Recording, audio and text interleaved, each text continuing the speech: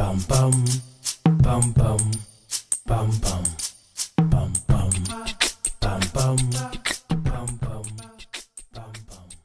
Hello, everybody. My name is Kandwani. Welcome back to the podcast. This is episode 4. Going strong, a lot more consistent than I've ever been in my life, I must say. But I'm pleased to have my guest here, so I'll just let him introduce himself, my lovely guest. Hey, what's going on, people? My name is Mudiwa, but more commonly known as BK. For those of you that don't know my government name, now you know, so don't judge me for it. It's really great to actually be here, because I've been listening to the podcast, and I really love what you're doing. It is amazing content. Great. So I'm just hoping to actually contribute to the conversation. Do you mind me asking what the BK stands for? It's a name that I've had since high school. So my last name is spelled Bwakura. So weirdly enough, a lot of people from Zimbabwe actually don't know how to pronounce my last name properly. I can imagine that it's worse here then. You have no idea. Oh, okay. So back home, it was just one of those situations where I just said, "Look, guys, let's just save all of us the embarrassment," and that's just what it is. Sounds like you're very considerate then. I know, eh? Ever the humanitarian, huh? I know, eh? I wish I could come up with like cool initials to go by, but I don't think KV or VK sounds quite as nice as BK.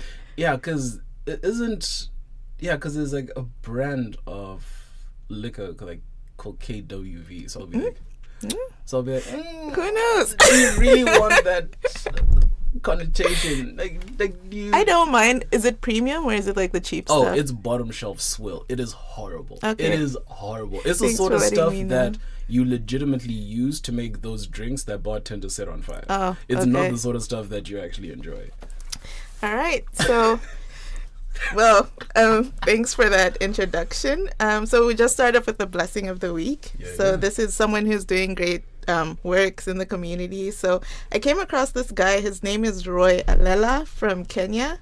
So I'll just read part of the article. It says, creating a connection with his deaf niece motivated 25-year-old Kenyan innovator Roy Alela to invent a set of smart gloves named Sign.io, which converts sign language movements into audio speech in real time. How exactly does that work? As in, is it a motion capture thing? Yeah, sort of like a motion capture thing. So there's like all of these electrical wires in the glove. So I guess it detects the motions and then detects it. Converts it into audio speech. Oh, snap. Yeah. Hey, what up? I know. So isn't that like, impressive? It is very impressive, but it's also like low-key like gaming the system, because it's like, okay, I don't speak sign language, so like... But think of... It's like he was motivated by his deaf niece. So there's people... I don't know sign language, and it's not like... Unless I had someone close to me in my life, I would then go to the lens of learning it. Yeah. But there are people... I don't know. It just seems cool to me. It is, for sure. It definitely is something that could have some amazing real-world applications. But there's also a little part of me that's going, but my G, like... alright, cool. Like, it's a really good thing, you know? Mm-hmm. He's like, alright, cool. So my niece can't communicate with the world as a whole, I guess. I guess that was a motivation. Yeah. Which is always, alright, yeah, no. Fair play to you, man. Fair play to you. So it says, so far, Alela, who is a Royal Academy 2018 Engineering Leaders in Innovation Fellow, has received recognition for Sign.io from the American Society of Mechanical Engineers, which is the world's largest organization for mechanical engineers. So, shout out to Roy. Yeah, way to kill it, yo. I know. Way to kill it. Round of applause. All the people in the back. Yes, Lord. All right.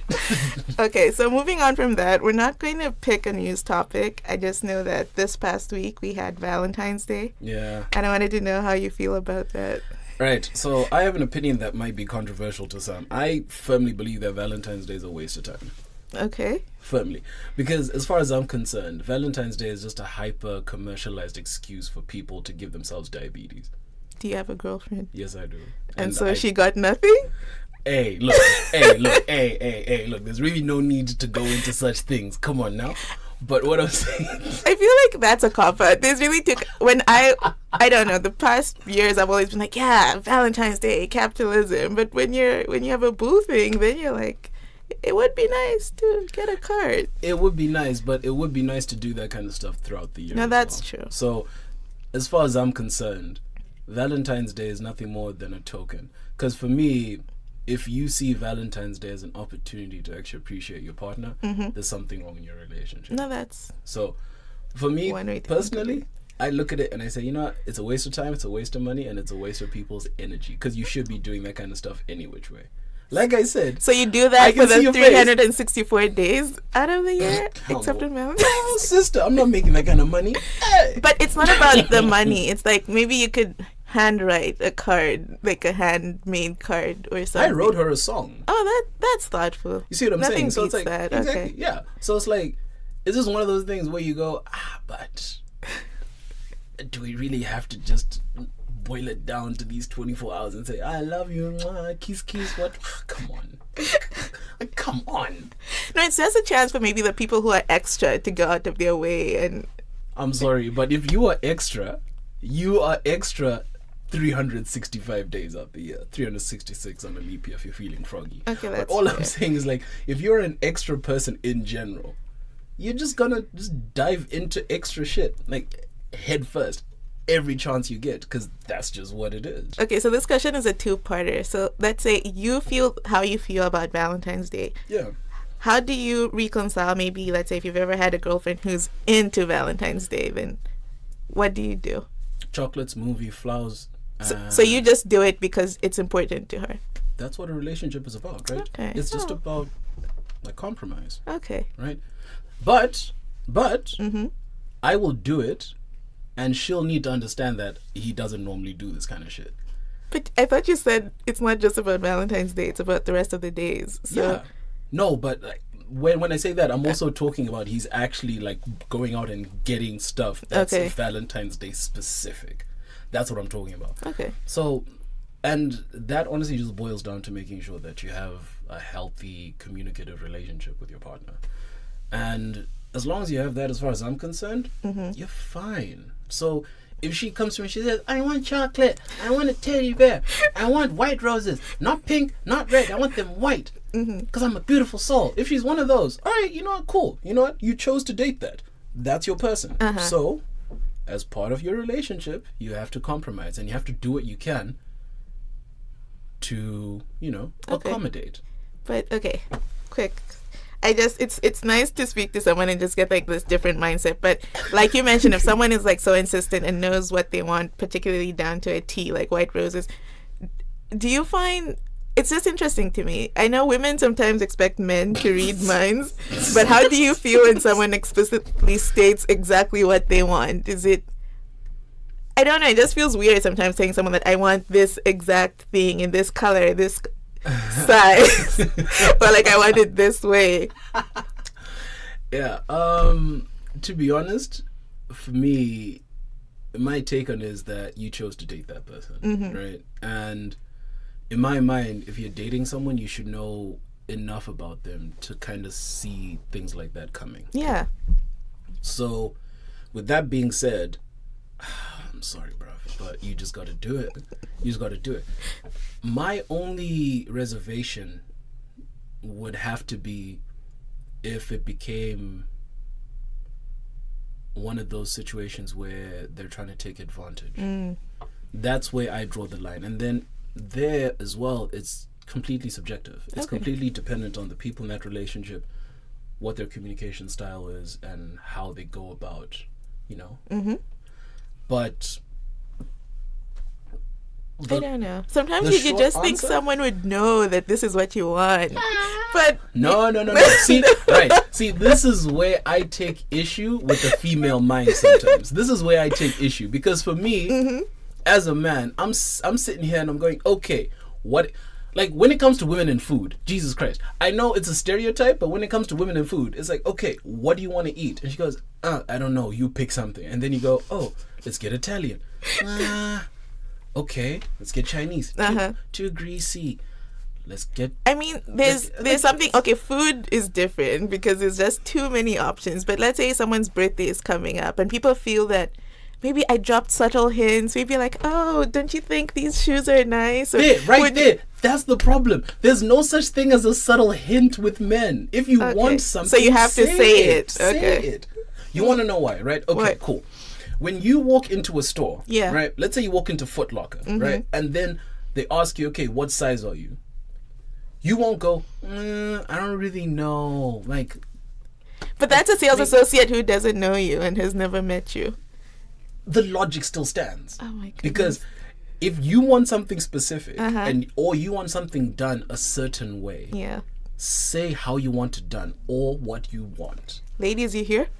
It's honestly, and I know that people might hate me for saying this, but this is the truth, yo. It's Okay. like, if you want something, say it. Okay. Like, just say it.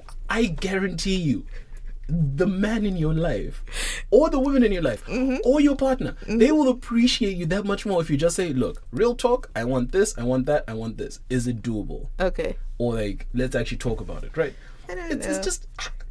It would be nice to have a partner who could read minds. That's not asking for too much. I disagree. And surprise you. I disagree. Do you really want to be able to read your boyfriend's No, mind? I don't mean read mind, but just kind of like anticipate what you want and surprise you with the right surprise. Well, then, okay, see, now, right there, that statement in of itself contradicts itself. How can it be a surprise if they can read your mind? Or No, they surprise you because you don't know. I mean, they just anticipate what you want. I'm not saying they should read your mind, but they give you what you want, but you weren't expecting to receive it. so why not just say, look, babe, I want this. That's what I don't understand. That is what I don't understand. So, for example, right, if I want something, I'll go and be like, hey, like, especially if she goes, what do you want? Yeah. Because that's often how these conversations start. Okay. What do you want? I just You go, sound like your relationship is very practical. Healthy, practical, straight to the point. No mind reading. I actually told her one time, I'm like, look, real talk, Uh-huh. if you want something, tell me. Okay. It's easier, it's less stress, and like, let's just communicate, please. Right? And it works. I'm just, Who knew that communication would be so effective? you know, Who knew?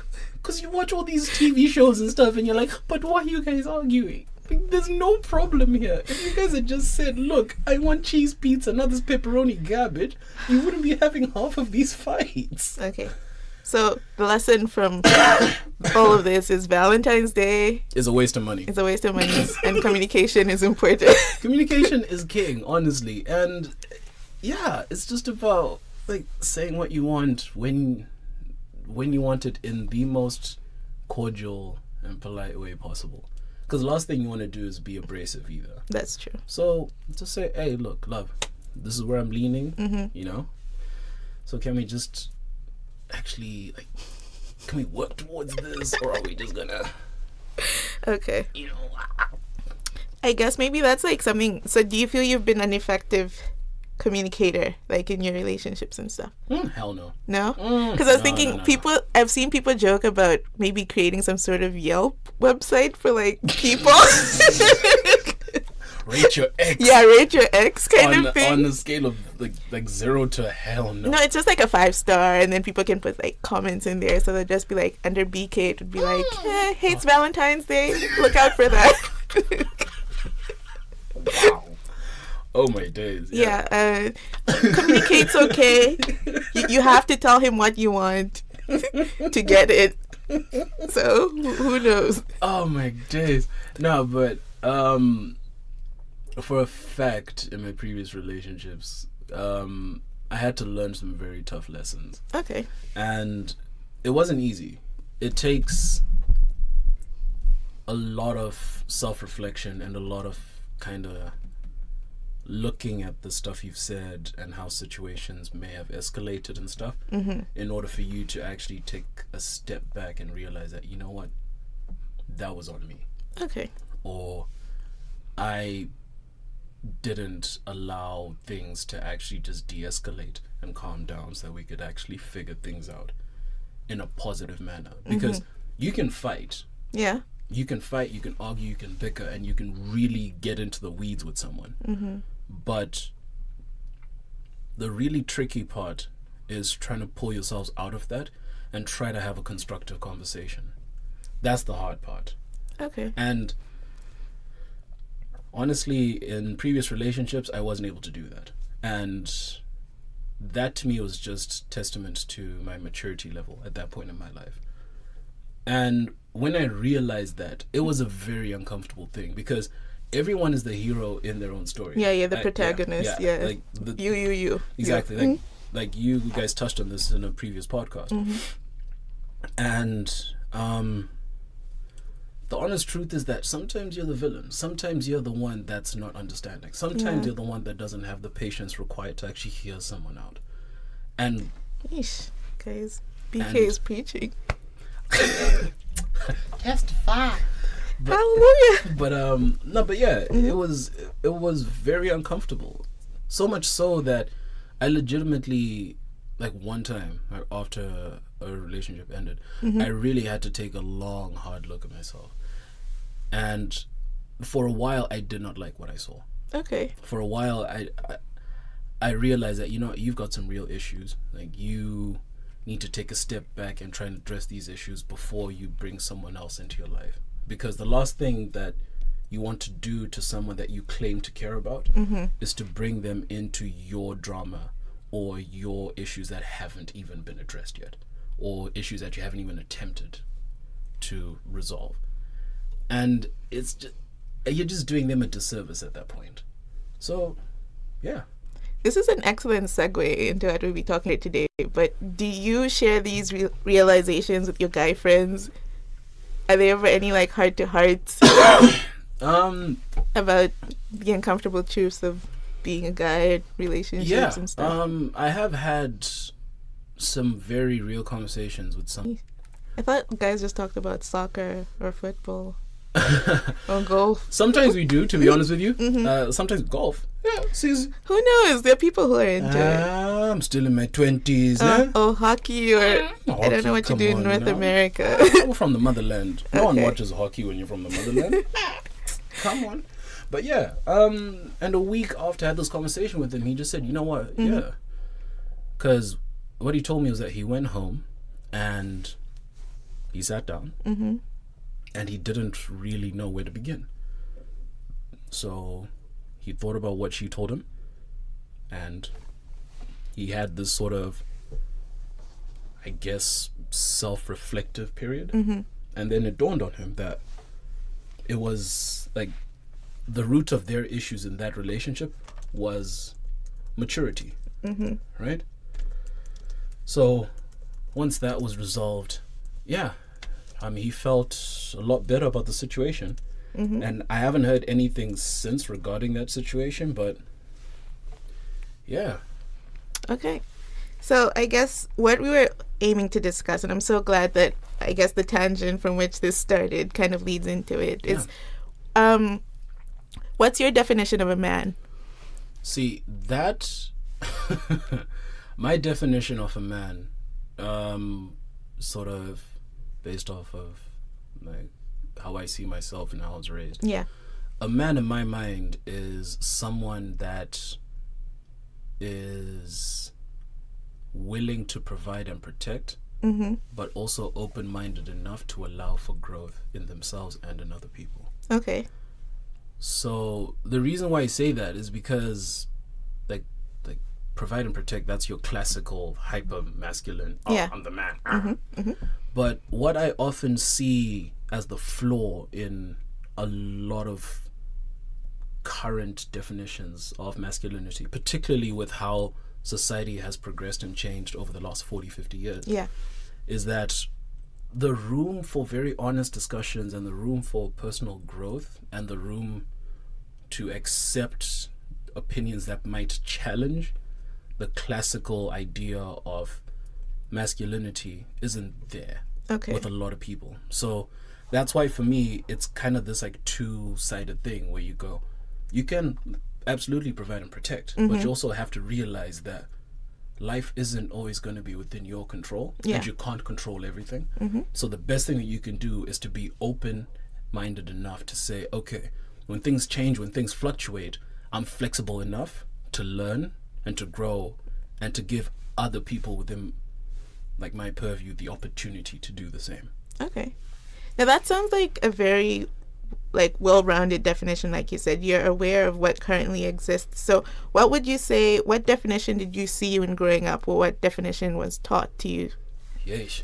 So growing up in Zimbabwe, and I thank my family for this, because my mother was one of those women that said, you don't own a person, you don't own a woman. And in Shona culture in Zimbabwe, traditionally, when you get married, for example, when you get married, your wife pretty much becomes yours, as in you actually pay for her. Yeah, but that's not Lobola type thing. that's not, it's debatable. I know. Yeah. But I'm talking about like straight traditional. Yeah, like, straight traditional. Like straight old school. Now, obviously, in the situation that I was raised in was very different from that. There were a couple of traits from the hyper traditional, like, like she's leaving your house, she's adopting my name, we've paid for her, that's it, boom, deal done. My family's your family. Exactly, right? Like, my family situation was definitely not like that, but there was still traits of, my dad said, you know what, this is my house, my rules, I provide, I do this, I do that, it's my way or you move out. Yeah. Which, honestly, knowing myself, is fair, because I was a horrible child. Oh my days, I was a nuisance. I was a terror, so much so that I don't want to have kids, because I am terrified yourself. I am terrified of what will come out of me, because I know for a fact that if I had to raise me, I would have beat the crap out of myself, because So is it like a nature versus nurture? Are some people just born nuisances? Do they become nuisances? I don't know, yo. I really don't know. I really don't know. But within the context of my family, I think my dad did a really amazing job of setting the template. Okay. Of saying that, you know what, yes, I'm the man, yes, I run this and I do this and I do that. But you also need to remember that there are other people in your life that are trying to do the exact same thing, that are trying to live their best lives, trying to reach goals, that are trying to, grow as people. And for that reason, you just have to give them the space to do that. So for that, like, my dad was an amazing example. Okay. I'm glad to hear you had an amazing example in your dad. I just, I was either speaking to my cousin about it or saw a video where someone was like, being a provider alone does not make you a father. Yeah, it does not make you a father. It does not Absolutely make you a good husband or someone in a relationship. So some people feel, I've paid the school fees, roof over people's heads, and that's enough. And unfortunately, that's how a lot of African men see their roles. They say, I built the house, I pay the fees, leave me alone. And they go, my house, my rules, because I built it. The food in your stomach, I paid for that. The clothes on your back, I paid for that. Yeah. The pocket money you have, I paid for that. The car you drive, I paid for that. So it's my way or the highway. And I don't think that's a good way to raise children, especially sons. Yeah. Because if you raise your sons in that kind of an environment, children are blank slates. Yeah, they are blank slates. Whatever they see around them as they grow up is their normal. And raising a child in a situation like that, particularly with how society has changed, it doesn't make sense anymore. Because you can say all those things, and you're not wrong. Factually, you're not wrong. But you have to explain to them and say, look, I worked for this so that I could give you guys this. And that's what my dad did for me. Okay. He said, I work hard so that I can give you boys what I know you deserve. Because you guys deserve a fair shake. You guys deserve as much of an advantage as I can provide. Okay. So, honestly, when I was younger, because I'm the firstborn, when I was younger, he didn't really explain that to me. And it makes sense. Why? Because I wouldn't have been able to actually grasp it. And comprehend it. Because it's a very abstract thought, and you kind of need to be out in the world a little bit. But when I turned 16 to 17, that's when he sat me down, and this was the first real man-to-man conversation we had. And he said, look, the reason why I was tough with you when you're growing up, one, because you're a nuisance, but two, you're the firstborn and you have two younger brothers. Yes. And you need to be an example for them, because I can only do so much. But you are far closer to them in age and by proxy, relatability. Okay. So you have to be the example for your two younger brothers. That's why I was hard on you. And that's why I instilled all these values in you. Okay. So when I told you I did this, I did that, my house, my rules, this is why. Okay. So when he explained it to me, it made a lot more sense. I said, okay, you know what? Yeah, you're right. When I was younger, when he said it, I was like, no, but you as well. Why you tuning me all this? That's an argument some people have with like corporal punishment versus talking. I don't know what I believe in yet because I don't have my own children. But like you said, explaining the why behind the action.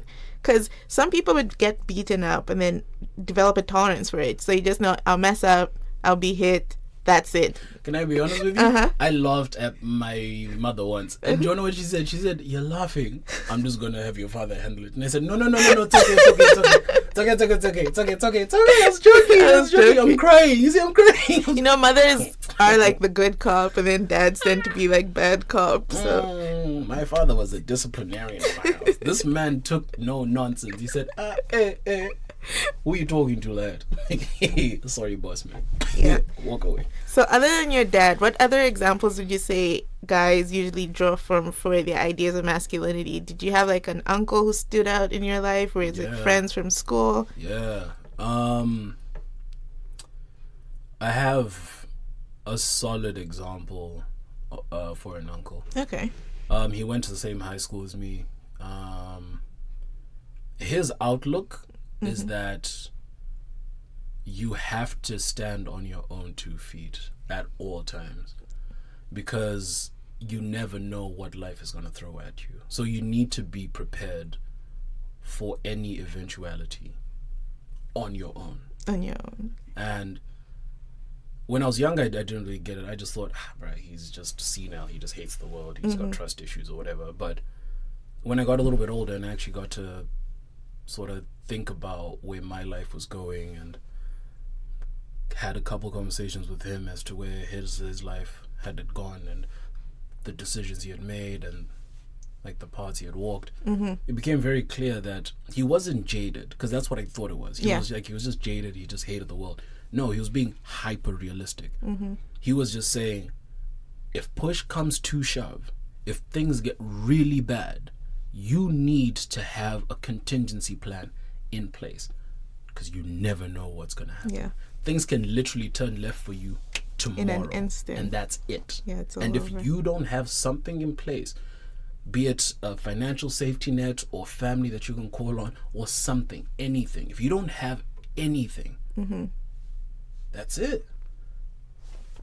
Okay, so in thinking of, or at least being able to stand on your own 2 feet and always having a contingency plan, not that it makes me want to ask you about weaknesses, I guess, and how easy it is for you to admit that you maybe don't have it all together or that you need help. Is that something that you struggled with? Is it something that comes easily to you? Right. So I guess because there's the male ego and pride and all of that stuff. Yeah. So it took a long time. I still have issues with it, to be honest with you. Because as an African man, you're trained to subdue your emotional Push side. them all down. You are trained to say, you know what? You don't panic. You don't crack under pressure. You just get up and go and cope with it. And if you feel sad, if you feel down, if you feel depressed, you deal with it on your own, in your own space with no one around you. Do people actually deal with it, or do they just suppress it? People deal with it in healthy ways, unhealthy ways. Yeah. Like, some men go to the gym and they work themselves beyond their natural limits. Yeah. And other men, they turn to alcohol. Other men, they turn to other things. And unfortunately, others, they don't know how to deal with it and they get violent. Unfortunately. Yeah. But for myself, like I said earlier, when we were talking about communication skills, it's pretty much the exact same thing, because African men often are not taught how to communicate emotion and feeling, because we're not taught emotions and feelings. We're taught get up, work, provide, go. There's no time to be crying. There's no time to be airy-fairy with your feelings and thinking about abstract thoughts about... There's no time. I tell my dad I love you and he's like, thanks. He gets uncomfortable. He gets really uncomfortable. Like, really uncomfortable. Right? It's the funniest thing. Or like, I love you, Dad, and then he sends like clapping emojis. I'm like, what You is see what that? I'm saying? It's weird. It's the funniest thing. Like, okay, so if you have an African parent, right? If you have an African father, sorry, Yeah. and you want to really make them uncomfortable, just say, Dad, I just want to say I really love you and I appreciate you. Watch him clam up. Yeah. This man will close quicker than anything else. I'm talking about cheetah fast here, like lightning. You'll be like, Yeah.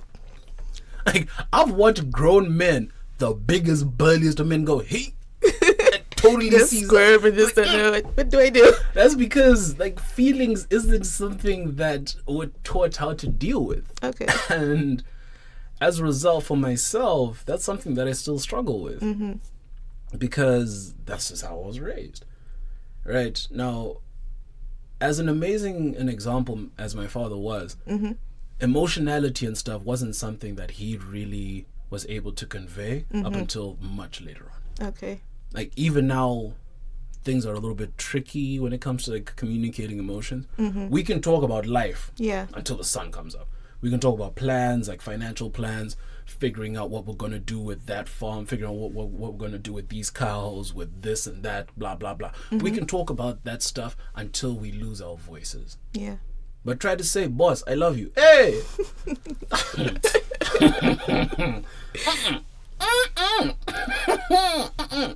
So, I guess given in the context, we're in North America now, and I know that, let's say for African Americans or Black people here, there's all of these nuances and like slavery that have also shaped the idea of masculinity and that display of emotions. So it's like you come from Africa and then here living in diaspora, it's like trying to reconcile these different things because you come here, all these negative stereotypes. And you get treated like one. Yeah, and you do get treated differently from everyone else. So how has it been for you navigating this space where just because of the color of your skin, you're immediately thought of as a threat? And you're tall, you're... are these muscles? What do you think they are? Yes, this big muscly guy. With dreadlocks and tattoos. Yeah, with dreadlocks and tattoos. Yeah, for sure. So, I mean, absolutely, I get looked at a certain way. And the way that I've reconciled it in my own mind is that they don't know me. So whatever they're seeing, those are their own preconceived notions. And I used to get offended by it because by them doing that, it's hyper dismissive of who I am as a person. They're just, but to be honest with you, it's what human beings do. We judge because putting people in boxes is easier for us. Like that's what we do as a our species, brains right? to compute. Yeah, that's just what it is. But for myself, sort of navigating life in North America, I have had a far easier time than I think others have because of the friend circle that I have around me. Okay. I've had the sort of friends that have checked me on a lot of stuff that I didn't even know would be a problem. So, for example, it's illegal to be gay in Zimbabwe, right? Yeah, Zambia. So, too. when I landed here and I went to Davie Street for the first time, Mandem was shook. I'm like, yo. For everyone who's not from snap. here, Davie Street is... What's the best explanation for Davie Street? Davie Street is a place where people can freely express themselves without any sort of judgment, right? And it doesn't run in a contrarian manner to standard North American society because in general, North American society is far more accepting than of course. what I'm used to back home. But when I say that if you take your box standard Zimbabwean and drop them on Davie Street, they will literally not know what to do with themselves. Because there's a large gay community on Davie Street. Same for every right? Zambian too. So when it comes to adapting and sort of understanding my own masculinity in the city, because in my mind, the way that I see it, the reason why it's illegal to be gay in Zimbabwe is tied into partially like this hyper masculine, we are men, we make the rules, and it says so in the Bible, blah, blah, blah, blah, blah, right? Yeah. Which is a whole other discussion in of itself. Yeah. But I'm convinced that a good part of it has to do with this whole idea that we are men, we make the rules. So for myself, coming from that society and landing here and seeing what I saw, and I got checked for it. Okay. Because when I started university, I was in the dorms, and on my floor was a floor of about 30 people or so. Was it the mixed? I was on all guys? all guys floor. Okay. And there were 2-3 guys on their floor that were gay. All right. So even back home, I didn't really understand that law. I said, but it's got nothing to do with you. Like, why are you getting involved in what people are doing in their own bedrooms? Like, I know. I didn't understand it, but I didn't question it because back home you kind of don't want to go against the grain on that one because people be like, oh no, you're gay too. But right, so I figured, hey, you know what, like, and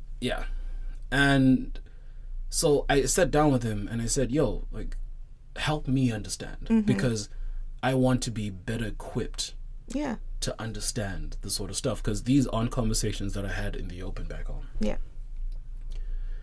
And we must have sat there for about 2 hours, and we were just talking about his life experiences, talking about what I saw, talking about Zimbabwe, talking about like what he's had to deal with coming from small town BC or whatever. And I realized that small town BC is a lot like what happens in Zimbabwe. Like, it's a very closed culture, so it's a very tight-knit community, and once there's a standard in place, that's just what it is. And I realized that, you know what, like, I can still be myself. I can still be a proud African man and still say, you know what, you're gay, cool, and not have them conflict, because back home they were in constant conflict on some, oh, so you're friends with like gay people, so you must be gay. Like, association. No, but I'm not though. All because this person is living their life the way that feels natural to them, and I'm okay with that. All of a sudden you're miscategorizing me. I think that's a great example of like the two differences. That's something, because I know even in Zambia it's exactly like as you described it. And I mean, I think people would still get imprisoned for having same-sex relationships and all of that. But drawing from that, what differences have you found in the definition, I guess, of a man in North America and the definition of a man in Africa? So this is in the context of everyone, be it white, whatever color. How do they define it here? I think here,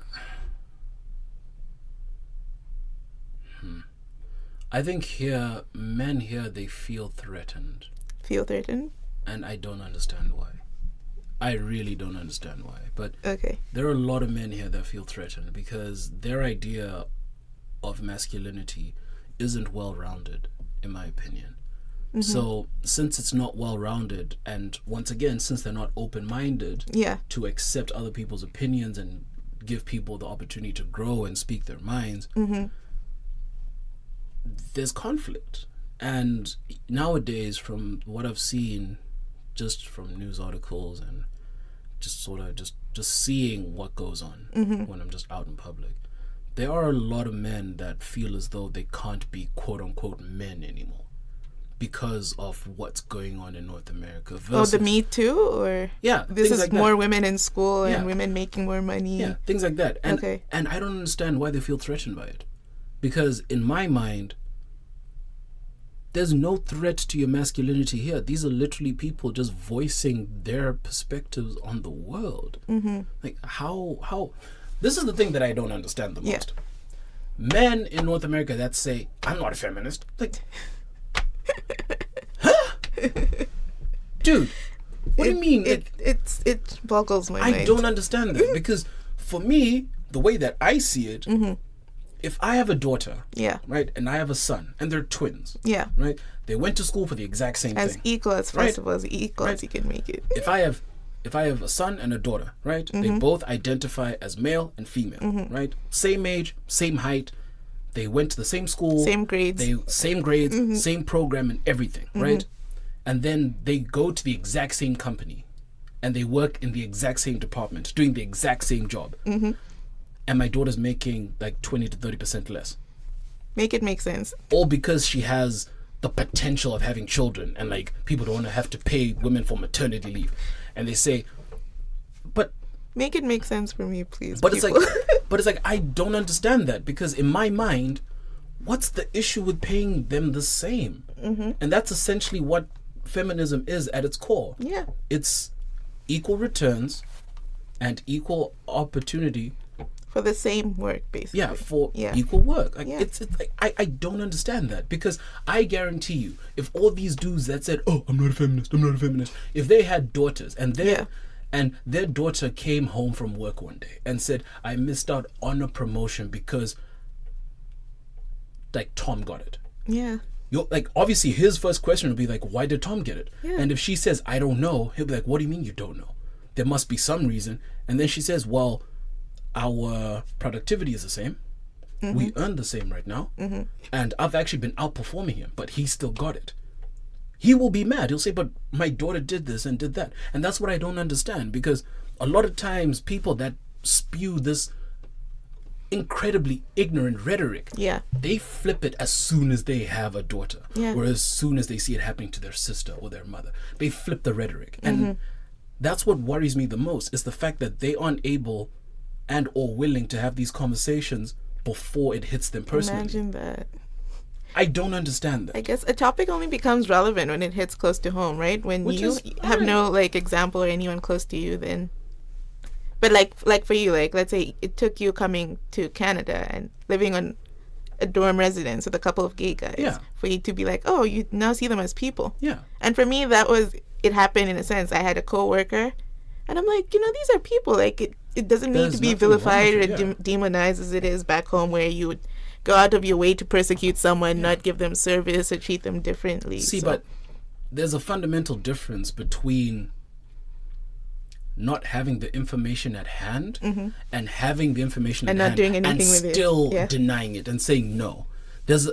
Because one of them is just ignorance due to a lack of knowledge. yeah. And then there's willful ignorance, saying, "You know what? I hear what you're saying, but I just disagree with it because my feelings are hurt." Why? Okay, I'll just ask you this. How many do you cry freely? And how many times have you cried in your life? I don't cry freely. That's just that's just what it is. Like I have cried, and I honestly don't know how many times, because the sort of people that count that are very... No, I'm not saying counting it in a sociopathic way, but it's like some people are just like, bruh, I've only cried once. Like you only save like That's black a men lie. are only allotted a number of times to cry. Let's say when your mom dies or your wedding, and That's 2 times and that's nonsense. it. That is nonsense. That is nonsense. I know, but it's just to know how comfortable you are with feeling your feelings, like you said. So I can feel my feelings, And but I'm do- not gonna cry. do you allow yourself to feel feelings? Yeah. Okay. Because I think that's part of being human. I think that's part of just having a genuine human experience. Like, you can't dismiss something that's coming from inside of you, because if you do, It'll come out some other way. it'll come out one way or another. So, like you said, so let's say in the African context, you're told to suppress whatever emotions you're going through and deal with them on your own. So, do you feel you were equipped, or this is something you had to learn on your own and how to handle those emotions? So, when I say feel them, it's like where you're free enough to, let's say, even discuss them with like your friend or something like that. Be it a bad breakup, be it disappointment, work, school, or you just push it down and keep it moving. So my internal process is that I try to think about things before I start to talk about them, because I like to, well, I don't like to do it. I guess it just kind of happens organically. I just end up looking at what may have transpired, and I end up looking for some rationale, some logic, so that I can understand it. And if I can't, then that's when I seek advice and I go, okay, I need your input on this one, bruv, because I don't know what exactly is going on, and I don't know how to process this. Maybe having an outside perspective Okay. is helpful. So when it comes to dealing with my own emotions, I try to deal with them on my own as best as I can, and when I can't, I talk to people that I trust, Okay. because I think that's a healthy way to go about it, No, for sure. Do you have a mentor, or are these just like your friends who you do you, These are just friends. just friends? Okay. Yeah. Would you mentor someone based on where you're at now and some of the problems that you do see with society's ideals of masculinity? I would be open to it, but it's one of those things where I don't know if I'm able to guide someone just yet, because not because I'm scared or because I'm hesitant or anything like that. Well, I am hesitant, but it's literally just because I don't believe that I have enough life experience to actually sit someone down and say, okay, this is how I think you should approach this, how I think you should approach that. When would you feel that you've had enough life experience? 40? I think attaching a number to it is rather risky, because if I hit 40 and I'm still in the club going, some people will be like, but you as well, your life is sad, huh? No, I think you know when you know, right? You know when you've gone through enough in your life to say, you know what, this is knowledge that I feel as though I have to share. So, like what we've been talking about today, that's sort of what I've experienced and where my life is at and what I've learned and the rest of it. And I think it's helpful for someone to actually hear this. Yeah. But actually taking someone under my wing and going, right, it's you and me. Let's see what's going on. I don't know. I really don't know if I can commit to that yet, because it's a lot. Because the last thing you want to do is to lead someone astray. Okay, sure, but maybe not like as a mentor, like with the formal title, but you are the firstborn and you have brothers, so do you pass down these lessons that you learn to them? Absolutely. As they absolutely. And it started just organically. So for example, my youngest, my younger brother, he had his first drink with me. Because I was the one that said, hey, you know what? I know at some point you're going to start, looking for libations. So if you want to libate, rather you libate for the first time around someone that actually knows how to libate properly. I thought you were going to say someone who would take care of you in case it goes left. Well, it's the exact same thing. It's just saying that, you know what? I've been through it.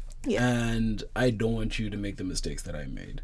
So that's the kind of stuff, And hey, there was one time, my younger brother's a fool as well. There was one time where he got a little too excited. And I was like, God damn it. So I had to just toss him in the car and I drove him home, and I'm like, you know what? I'll make sure mom doesn't find out. So that's just... Yeah, so no more details because I don't know who's going to be listening to this. You never know. You don't want to implicate yourself. Okay. But, and I remember him waking up the next morning and he says, you know what? Good looking out. And I'm like, because if I don't watch your back, who's going to do it? Yeah. Right? All right. So in that sense, like I've been an older brother pretty much my entire life. I mean, from the age of 3. So...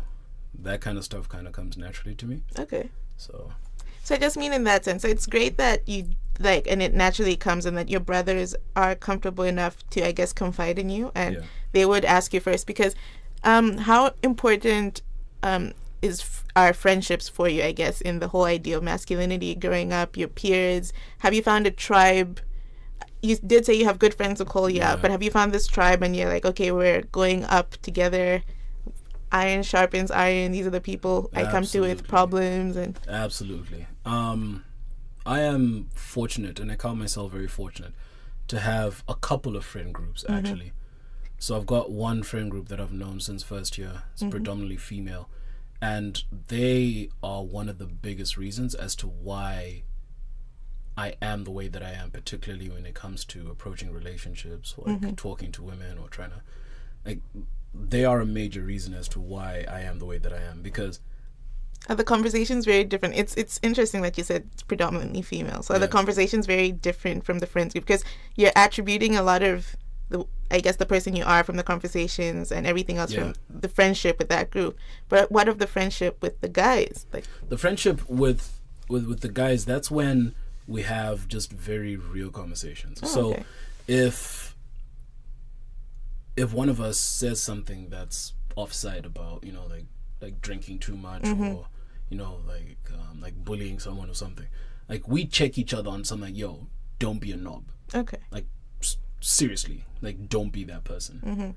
and then we have very honest conversations. Yes, it's, sprinkled with a little bit of humor once in a while, but that's just to lighten the mood, because these conversations aren't comfortable. Yeah, they are. They are not pleasant conversations to be having. So we kind of do that as a means of just dealing with very tricky conversations, just as a whole. But what I've noticed is that with my friend groups, the conversations that I have with my female friends and the conversations that I have with my male friends are inherently different, because the male experience is different from the female experience. Of course. So the conversations are inherently different, but when you put them together, the core lesson that can be pulled away, at least for myself, is try your very best to actually listen and understand other people's perspectives, and be patient. Because it's not easy for some people to actually talk about certain things. That's true. So you just have to be patient and hear them out and say, you know what, okay, if this is where you're at, this is how you feel about this, help me understand. I'm not here to judge. I'm not here to make your life a little bit more difficult or anything of that nature. I just want to better understand so that I can be a better friend. Okay. So, I guess, of course, in life, it's good to be well-rounded. So it's not like there'll be a guy who only has guy friends. So you seem to have benefited from having this friend group of females. So would you recommend that guys at least include more females in their lives as friends? At least just have these discussions to grow? Yeah, I really think that they should, but they also need to have the self-control to not try anything. You know what I mean? People can be just friends. Look at you. No, yeah. Like people absolutely can just be friends, but, some people, they just kind of go, she looks pretty. She looks pretty. It's like, but dude. So you've never had that problem? I have. But with this specific group of friends, it's straight up just like, you know what, we've been friends for so long that crossing that line now at this point feels weird. Very, yeah, you're almost like siblings. very weird. So weird. Because like we've been through like really bad breakups together. Like we've helped each other through very uncomfortable conversations about life, school, issues at home, stuff like that. So once you have that kind of a bond with someone and you want to cross that line, it almost feels it's just like, it's just yeah. It's like, I know what you mean. No, like, you're attractive. But no, let's not do that. That ain't it, sis. That ain't it. It's just okay. So if you were to have, I guess, a lesson or words to impart to, I guess, the younger generation that's coming up of African men, what would you tell them?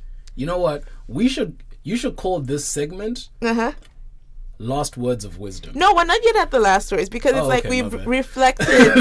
Yeah, no, it's just because we're looking at the past of where we came from and then where you're at now. And then you have siblings, but there are people who don't have an older brother, who don't have a dad or uncle in their life. So it's just words sort of to them about where you are in life. Jeez. Okay, so if I had to offer just one piece of advice or sort of one thing that I would highly recommend is don't be afraid to have uncomfortable conversations, because it's very easy for people, not just men, it's very easy for people to get comfortable with where they're at and not be as open to certain conversations that might go against their beliefs. Yeah. So it can literally just be as simple as, if you're a liberal, you watch a video from like Fox News. That's right? hard. It is very difficult, trust me. Yeah. But I've been doing that and I don't like what I see. Yeah. Because facts seem to be optional. Yeah. And stories change a lot. Facts, objective numbers, facts. yeah. And before people come at me, honestly, I'm sorry, but like objective facts, like observable phenomena, they kind of go, let's talk with our feelings instead.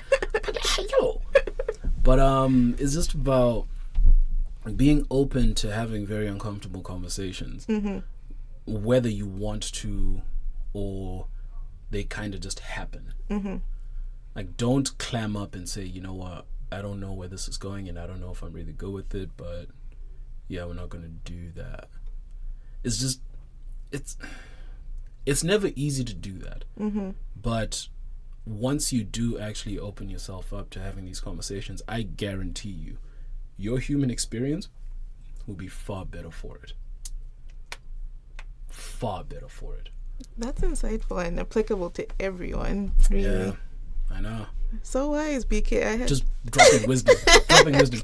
You wanna know what's funny? People often hear me talk and they go, but he's just talking nonsense, this one. Like, what intelligent thing does he have to say? I went to school. No, we know you went to school. He got the paper, the degree. The $120,000 piece of paper. They went, I graduated. Man. Mama made it. I'm educated. Come on. You are educated. Yeah, in the school of life. And as if you... Check it. Come on. Check it out. Come on. Okay. Yes. So, yes. Thank you so much for this conversation, BK. I have learned so much and it was refreshing for me and hopefully even for the people listening. So what do you have to tell them? Slightly more upbeat. Yeah. In closing, my final message would have to be, if you ever feel scared or if you ever feel as though you're not sure where life is taking you, or if you ever feel as though you don't know how to handle certain situations, the worst thing that you can do is to let that confusion turn outward. The best thing you can do is to try and sit down, look at your situation, try and understand it as best as you can, and be honest with yourself. Can you make these changes that will make your situation a little bit better? If not, find a healthy coping mechanism. I forgot to mention this, but I don't know. We have a very bad drinking problem in Zambia. This could be something. So this is something I definitely love to follow up on in the future. But you're right. If you don't deal with things, they do manifest. A healthy coping mechanism. Absolutely. And you do need something healthy to help you go by. But thanks. Do you want to tell the people maybe about your music and to look out, when they should look out for it? So right now I just wrapped a project with the label that I'm signed to, Nyla Records. And the entire project will be dropping sometime later on in the year. But for right now, I have a single that will probably, I'm not sure when this podcast is coming out. No, it'll be next week, Thursday. Next week, Thursday. Okay, so I have a song out called Wrong Places. It came out on February 22nd. Nice. And it's essentially just a song about learning lessons from tough situations that you've gone through. Okay. So where can they find it? iTunes? It's going to be everywhere. Okay, good. It's pretty much that. Your boy's on Instagram, you know what I'm saying? Yes, of course. Plug your boy's yourself. on the gram. Your boy's on the gram. And spell it out for them.